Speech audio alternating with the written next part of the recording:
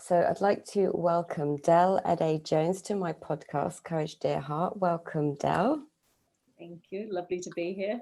It's lovely to have you as well. I was so excited to talk to you because I know that the subject of codependency and narcissism is something that comes up very regularly with the clients that I work with. But before we start, I always ask everyone the same question, and I hope you don't mind me asking you. Yeah. The word courage, what does that mean to you? Wow. That's an interesting one. Courage is,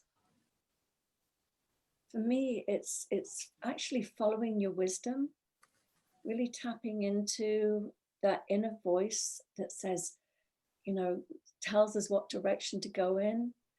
And it's really ignoring that sort of personal chatter that comes up with all the reasons why you shouldn't be doing something. So courage to me is really listening to that deep inner voice and doing whatever it is, regardless of all the shoulds and the nots and the whatever it is that's going on in our fearful personal thinking. So that's how I see courage for myself. And so I know we're going to talk a little bit about your background and your life and stuff and how you got into the work. Me and you share the same understanding in the work that we do. But how has that shown up for you in your life, courage? Courage. I think I was the reason courage resonates with me is because I was a very, very fearful child and fearful person. I would say almost all my life to a degree, but certainly up until I was probably in my 40s. And yeah, I was very, very fear-based. And, for some reasons were legitimate to be afraid. But there was something inside me that always just said, just keep going forward, keep whatever it was, just do it, just do it. I always felt that little sort of train, like, the little train that thought it could or whatever it was just like, I'm just going to keep showing up regardless of the fear that I live in. So it was I would say the constant companions in my life actually were fear and courage. Yeah. Courage to do it anyway, regardless of the depth of the fear. Yeah, and I really resonate with that as well. Yeah, courage and fear, although I perhaps wouldn't have known it was courage at the time, just a more steely determination. It's so funny. I remember that book. It said something like, feel the fear and do it anyway. And I was like, what? Because I thought that all those people out there that were doing things were just brave, courageous people. I didn't realize that you could actually coexist with fear and courage at the same time. And be okay. Yeah, totally. Yeah. So let's talk a little bit about you and your background. You work with people who have codependency issues, is that right? Yeah.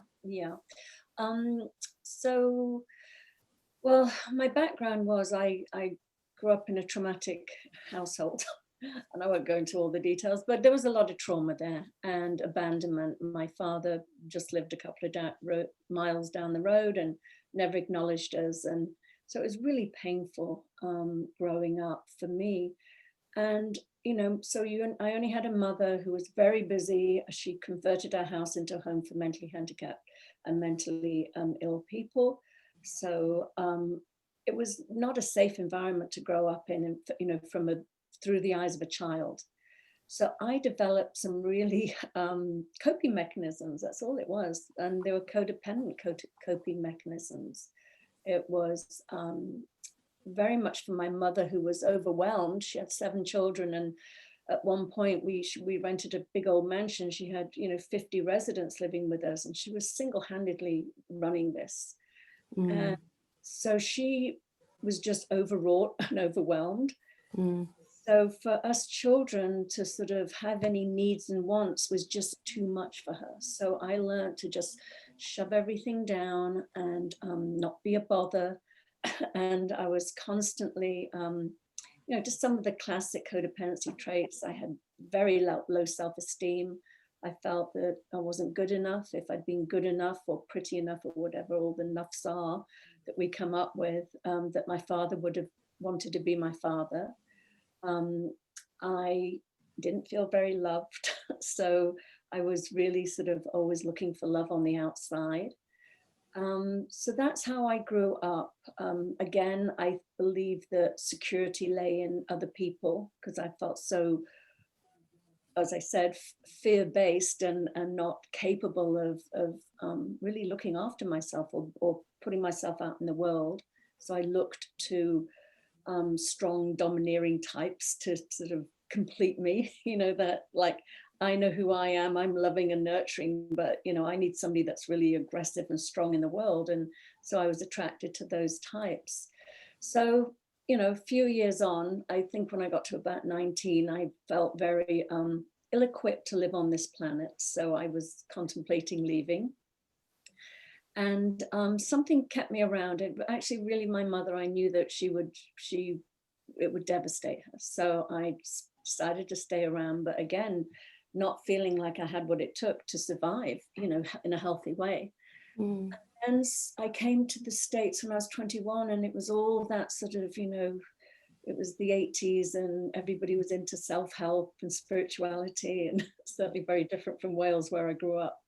So I was just like, oh my God, this is heaven. And I just dug in, trying to fix myself and improve myself. And, you know, long story short, I tried everything from, you know, God, Kabbalah, Kundalini yoga, Sikhism, Hinduism, Buddhism, all of it was just trying to make sense of my life. And then, and 30 years of therapy on top of it. And it was really, I understood codependency, I understood where it arose, you know, where the thinking came from. I understood all of that, but I couldn't find my way out. And I also, my therapist said, you know more about codependency and narcissistic abuse than anybody I know, even the professionals. So he encouraged me to coach in that area, which I did. But again, I knew how to have people feel seen and heard and understood and supported and make sense of where this thinking started, but I still couldn't find a way out myself. So how could I help them out? And then when were you saying at that point, sorry to interrupt you, were you saying at that point that you were deeply unhappy or just still seeking something, but doing the work that you were doing? Still seeking. I'm definitely a lot happier than I was, for sure. You know, but I'd attracted narcissistic relationships in all my, you know, I've ping pong. Not all of them were bad. If I left you, you were a good guy. If you left me, I was with a narcissist. I just would, pendulum would swing to one. I get really hurt and then go for the nice guys and then go, oh no, I'm bored here. I need to go with the bad guy again. And I just did that for many years. So yeah, I was, you know, I was happy, definitely functioning. I had two beautiful children I loved dearly, but there was still that something missing. Like I said, I mean, I loved working with my clients, and I knew that I definitely brought a lot to the table. They definitely understood a lot more about what, you know, how they developed that thinking. But as I said, I wasn't really free from it. There were areas where I was showing up with codependency in my life, not sort of standing up for myself, not really, just, you know, again, in relationships, being afraid to speak up, being a people pleaser, a massive one. It's always putting other people's needs ahead of my own. So when I came across the principles in 2009, it was life-changing. And I'd done a master's in spiritual psychology before that. And I'd been on a spiritual path since I was 21. So it's not like it was new to me, but there was just a simplicity in the principles that, like, the penny dropped, you know, the thinking that the knowing that I had up here just became like the knowing in here. So it was very, very profound for me when I came across the principles. And so what did you see around the kind of codependency or I don't want to put words into your mouth. What did you see for yourself in those moments that the penny dropped? Well, like I said, one of my main core beliefs was that I was less than everybody else. You know, I had that label of being illegitimate, which means nothing these days, but back in the 50s in Wales, it meant something. So I really grew up with this feeling of being less than. You know, I had shame around that, shame around being, you know, not good enough to be loved by my father. So that coming across a couple of things. So the first one was I had a head full of insecure thoughts. You're not good enough. You're not pretty enough. You're too fat. You're too this. You're too that. All of these thoughts, I thought they were telling me about me. I mean, I really, truly did. I thought, oh, well, they're just reminding me of who I am, keeping me in check, so I don't get too big for my boots or whatever it is. And when I came across the principles and I learned that, oh no, those are just thoughts that just flow through anybody. You know, they're not personal to me. They're just, that's the energy of thought. And I've just grabbed onto a few of them and they've set camp in my head. And I've listened to them for, you know, certainly when I came across the principles, I was, just turned 50. So just turning 50. So, you know, they'd lived in my head a long time, you know, and that was huge. That apparently they weren't mine. It was almost comical. I was like, really? So that changed once I let go of that thinking. You know, obviously you show up differently. The other one, as I said, was the feeling less than, when I realized that we're all and I'd heard this for years, but I just was like, yeah, I know that, but not me. Yeah, me too. Really, really got that on a spiritual level, we are all created equal. And I remember Dick and Bettin just sharing a percentage, and I haven't found it in Sid's writings, but Sid said that we're 96% spiritual and 4% human. And when I look at that and I think, okay, well, that 4% human can get really chatty and it can really say a lot of stuff. But when I don't have to listen to that, and I know that I'm 96% spiritual energy, like everybody else, we're all the same. Nobody came onto this planet with a bit more than anybody else. It just was like, it's again, a game changer. It's like, oh my God. So not only do I have to listen to this, because it's speaking nonsense, I really know who I am now. And it was indisputable to me. It was a very, very different feeling. And as I said, I'd heard it all my life in spiritual understandings and communities I'd been in, but I didn't ever embody it. So that was a huge one. And then the other one was really big. It was knowing that I am made of love. I stopped looking for love on the outside. To me, growing up, it was like love. I felt empty of love. So it was always like, do you love me? Do you love me? Do you love me? Trying to fill that hole. And then when you realize that you are made of love, it's like that hole just fills up from within. And it wells up. And love is something to share, not to get. That's massive. That's just a wonderful, that is so lovely. That's going to be the title of this podcast. I think that's lovely. Yeah. Love is something to share, not to get. Yes. So, and there was stuff that happened when I was a child that and a teenager that I felt damaged or broken from. And again, realizing that whatever might have happened to me in the world of form never, ever, ever touched who I am at my essence. Again, the ratio of the vast majority of me was never touched is easier to sort of let go of that tiny little 4% that might have gone through some experiences that were not pleasant. So that was there was so much. I mean, I could go on and on and on. Well, no, this is great because a lot of the women that are in my free Facebook group that listen to my podcasts or my YouTube wouldn't necessarily know about the 3 principles. They listen to me, maybe they do, maybe they don't, but there'll be an interest in, you know, the codependency, the narcissism, and one of the things they might be asking, and I'm guessing this, is, what do you mean those thoughts aren't mine? What would you say to someone who asks that question? What do you mean those thoughts aren't mine? Well, I try not to get too esoteric, you know, and I think what I said in the beginning about, you know, we are, as human beings, we experience thought. I mean, some people say anywhere from 60 to 100,000 thoughts a day. I don't know who took the time to count them, but you're constantly thinking. I mean, you know, when you wake up in the morning, you've had the craziest dream and you're like, oh my God, how did that lead to that, lead to that? Lead to that? Well, that's just what we're doing all day long. It's the same thing. We're just having crazy thoughts just come flying through us, and they're just constant. As I said, I think, you know, some of us have repetitive thoughts. You know, maybe we heard something as a child, or we made meaning of something as a child.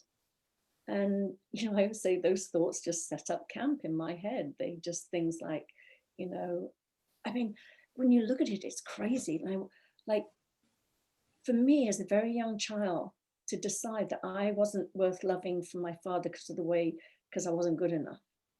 Now, as an adult, I can look back at that and go, well, that's insanity. You know, a child can never make an adult not love them. For whatever reason, that adult wasn't available. But when you have that thought and it's been there for so long, you just don't even question it. You just are, I'll talk about myself. As I said, I just thought it was me telling myself about who I was. You're not worthy, you're not lovable, you're not safe unless you're in a relationship. That's the other thing with codependency. We have this, especially if you grow up in trauma, you have this sort of rescue fantasy of, you know, somebody's going to come in and swoop me away and take me out of this. And you carry that into adulthood, and you're looking for, you know, the knight in shining armor to rescue you, to give you the happiness and the security you're seeking. And that makes you very, very vulnerable to being taken advantage of if things start going wrong in the relationship, but you feel that I can't live without them, I need them. So you start to tolerate more and more abuse because you think that security is on the outside of you. So again, that sort of thinking, it doesn't make sense subjectively, but if it's been around so long, you don't question it. So I don't know if that helped. Yeah, no, these are great. This is great. This is great because, as you know, you and I have talked behind the scenes as well. I have experience of being in a similar dynamic, and I wondered if, like, because I think people might ask the question: does this show up for you? Did this show up for you in friendships too? Oh, absolutely. It showed up everywhere. It was so funny. I mean, I was like a narcissist magnet. You know, if I ended a relationship, it was like, okay, great, I've had the courage to end that, and it's all of a sudden, it's like, and I went back into working in production a few years ago, and you know what, my boss was a narcissist. And I have a friend who I love dearly who's a narcissist, and I joke, well, at least I'm not in an intimate relationship with her. I'm doing better. You know, I'm actually, they're not in my inner circle anymore. They're sort of on the periphery. But yeah, you know, and again, I firmly believe that our outer world reflects our inner world. And when you are showing up feeling less than, well, this is for me anyway. When I saw myself as less than, not equal to everybody else, I was in a long-term relationship that completely and utterly reflected that back to me. I was treated like the second-class citizen. Your feelings and needs are not important. And when I saw it, it's like, oh my God, all that is happening is my outer world is reflecting what I think. And as I changed, as I really owned who I am at my center, my essence, equal to everybody else, my world changed. People that I was, you know, boyfriend right now, called my boyfriend, we've been together 11 years, but he's an amazing, beautiful human being that values me and sees me as an equal and is loving and cherishing and supporting, and completely different from my previous relationship because I showed up differently. Mm. But I took a year off. I have to add that. I took a year off to really, because again, I wasn't blaming the other person. I was like, what the hell did I do to get myself in this situation? I want to be very clear, never, ever. It was really bad. I was like, I do not want to draw this one in again. It was the worst of, I'd had a few narcissistic relationships, but it was by far the worst. And I just was so broken. I was like, never again. And it took a year for me to really, as I said, really value myself, really see the strengths and resilience I had within me. So yeah, it's amazing. So were you in that last relationship? Is that when you came across the principles? It was after it. It was as it was falling apart very painfully. And, you know, I'm very careful not to talk about it publicly, but I'll just say it was incredibly painful. There was a life that I was unaware of that was pretty devastating to me. And let's just put it this way, I had a very busy mind. I was like, it was just full of thoughts and images and everything that were absolutely driving me nuts. And how I came across the principles, this is funny, I have to tell you. So to go and lick my wounds, I went to visit my sister in Ibiza and just sort of get away from it all. And as I was returning to LA, my anxiety started to rise because I knew what I was heading back into. And I literally had a panic attack on the plane from Ibiza into London, Heathrow, and or maybe it's Madrid, Heathrow, whatever, but I was having a panic attack, I know that much. And I was like, oh my God, how on earth am I going to get from London to LA with this feeling going on? So when I got to the airport, I came across, I obviously always went into the bookshops. I'm a huge book collector, it's like a self-help section, you know, queen, can rival any Barnes and Noble or Waterford's in the UK. So anyway, so I'm in the self-help section having like an anxiety attack, and I see this title, and it was a yellow back of a book, and it had black words on it, and it said, "Stop thinking, start living." And I was like, stop thinking, please God, can I stop thinking?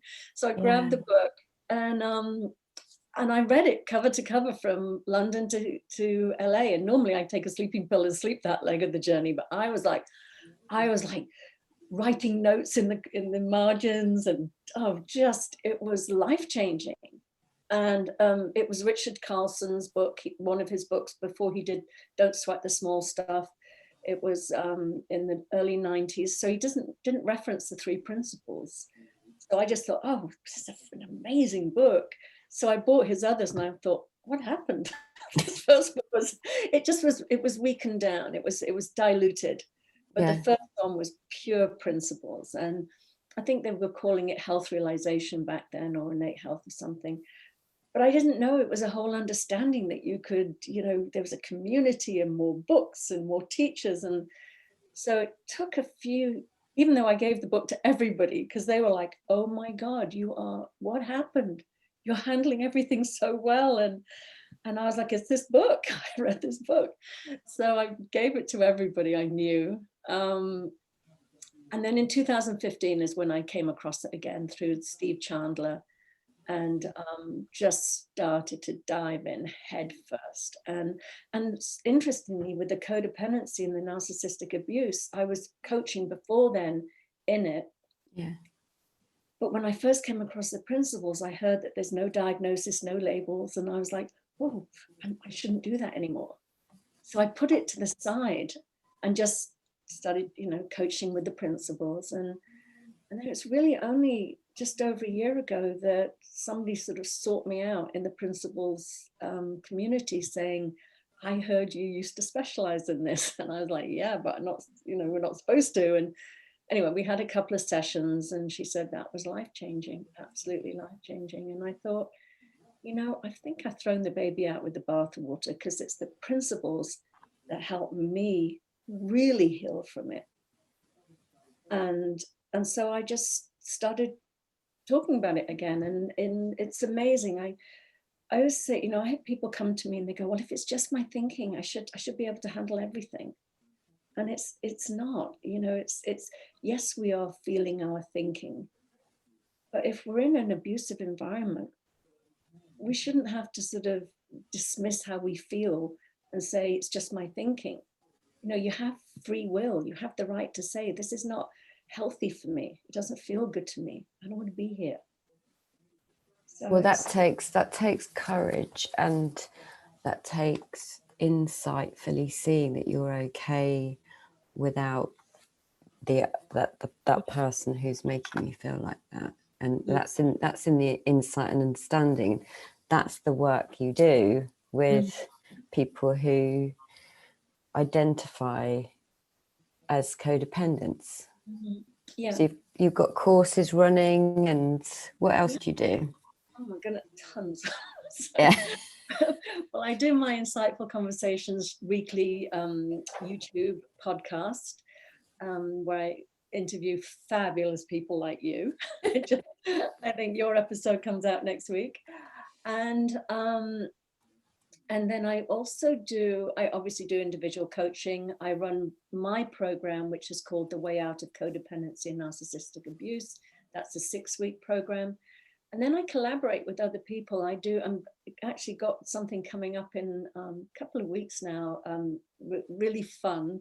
It's a brand new way of dating, and I'm doing it with Lana Bastianuti and Linda Ford. So it's... oh, yes, I saw that. So that's called A Brand New Way of Dating. Yeah, we just did a little webinar yesterday called Cinderella Knew Squat About Dating and Relationships, which was really fun. But it's really empowering women. It's for women only, and it's a 3-day event. Well, it's actually a 4-day event. It's only for 90 minutes on the Wednesday, Thursday, Friday, and then a follow-up on the Monday just for the Q&A. But it's just 90 minutes. It's all recorded, and it's just all about, again, as I said, that sort of how we show up. It's all this. It's an inside job. I mean, dating, people think dating is about, getting the one out there and sorting through them. And it's like, boy, when you know who you are at your essence and how you are in the world, the right partner you'll find them. I just have one funny story to tell, because it's really funny.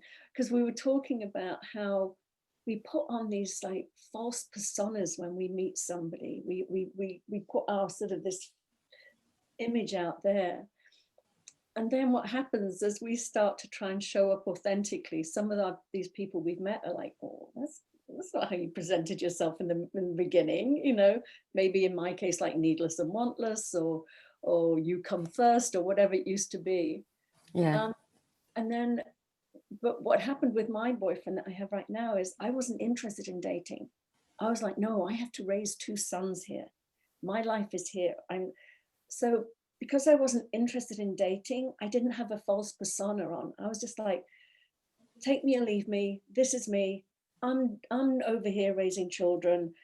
If you want to walk alongside me, great. If you don't. So the irony was, I was so real that I actually found the perfect partner for me, who completely and utterly loves me as I am, because I was warts and all from the beginning. And that's a very important point, I think, when we're dating, is to really show up knowing that when we're really authentic, that's just a sorting process. There'll either be people that will gravitate to you and love you, or there'll be people that will move on, and that's a blessing. You're not wasting your time.